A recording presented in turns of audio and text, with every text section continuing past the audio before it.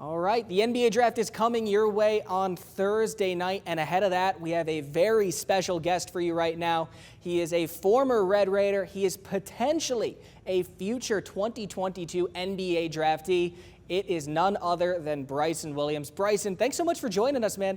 How's the summer been for you so far? It seems like you've gotten a lot of good feedback from NBA scouts. Man, it's been a really productive summer, and a blessed summer. Just being able to work out for all those NBA teams and meet a lot of different NBA personnel and things like that. So it's been an ultimate blessing this whole summer. Well, again, Bryson, it seems like you're getting a ton of positive feedback in this process. You started off in the G League Combine. You ended up working your way into the NBA Combine. Can you kind of walk me through that process of what it was like kind of showing scouts that, hey, this guy's for real?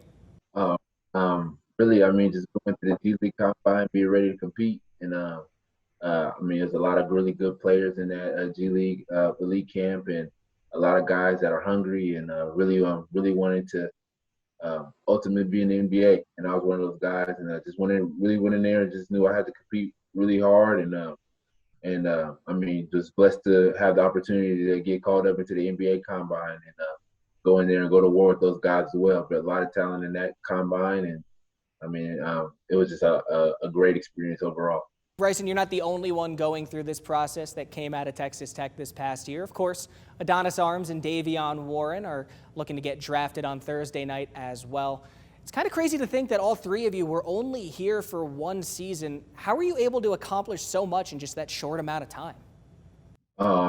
Really, all to the guys and my teammates that I had. We was a group of older guys, and then the guys that were there, just being able to experience the Texas Tech culture, and all of us just being a tight knit group and having a brotherhood. And then also to the coaching staff. Coach Adams and the whole coaching staff. Those guys welcomed me with open arms, welcomed all of us with open arms, and just coaching us hard and making us better overall as players. And that's what got us in this position that we are in today.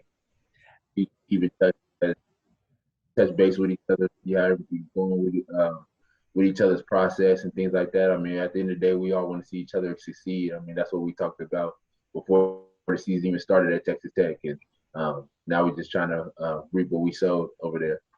Let's talk a little bit about your collegiate career before you became a Red Raider. Of course, you started off in your hometown college at Fresno State, and then you made your way to West Texas for the first time as a minor over at UTEP. To you, what makes the ideal West Texas basketball player, and how do you think your time in El Paso prepped you for your time in Lubbock?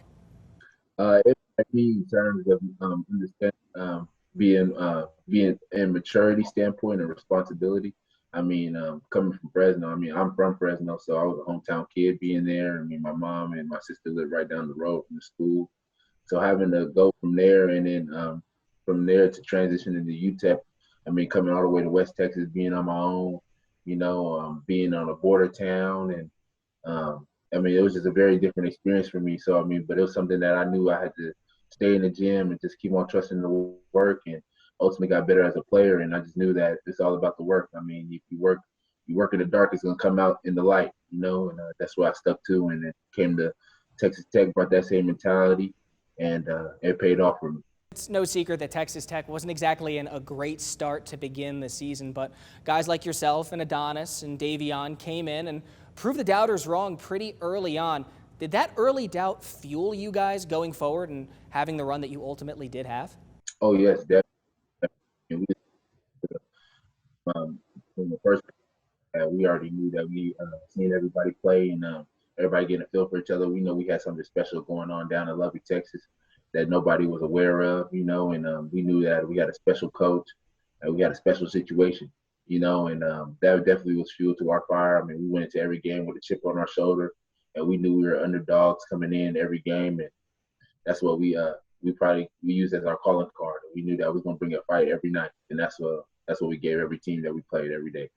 And all three of you guys really grinded your way out of JUCO schools for Adonis and Davion, and of course yourself over at UTEP being in a non-Power 6 conference. Did that grind prepare you to enter the Big 12?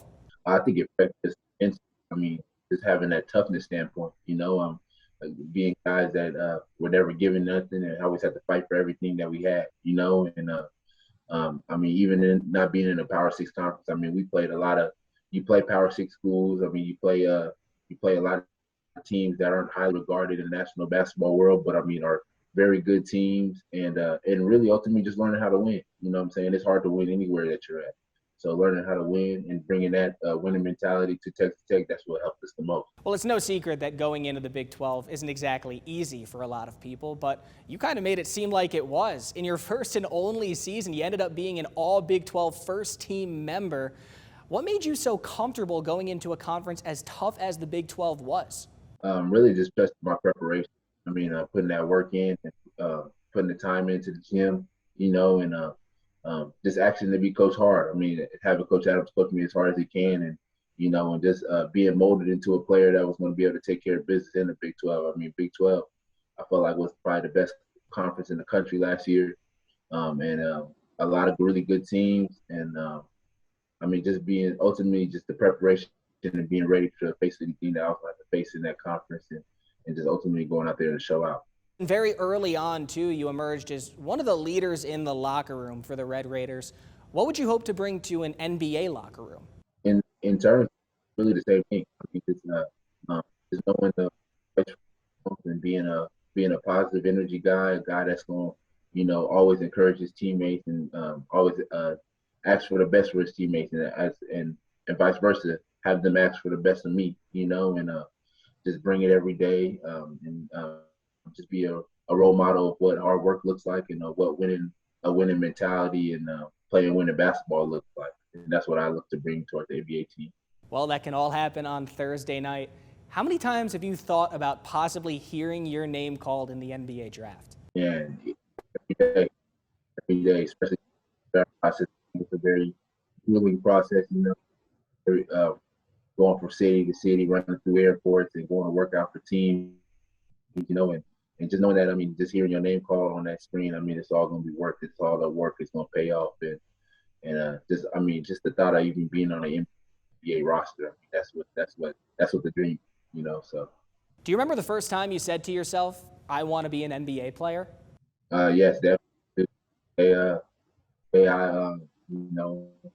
Coming into high school, being a freshman on the varsity team and seeing all the guys that I was playing against. I mean, I'm playing against a group of older, talented guys, and I'm barely coming into high school, and seeing that I was able to actually hang with those guys and actually be productive. I mean, that's when I knew I was like, I really want to be an NBA player. I know I could be good enough, and I know that if I keep working hard, I mean, it could be a reality. So that said, how surreal is it that can actually happen on Thursday night?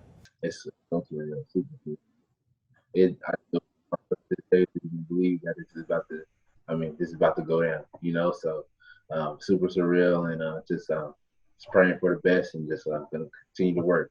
Well, Bryson, as you continue on in your professional playing career, is there anything that you want to say to the Lubbock community and Red Raider Nation as you get ready for your next big step? I just want to tell Red Raider Nation, I mean, I love you guys to the bottom of my heart. I mean, thank you guys for all the support and love that you guys provided for us this season, provided for me this season. And, I mean, I'm a Red Raider for life, and go Wreck 'em. All right. Well, Bryson, thank you so much for taking the time, man. We all have our fingers crossed for you on Thursday night. We'll be pulling for you back here in Lubbock. Best of luck, my man. All right. Thank you, my man. Appreciate it.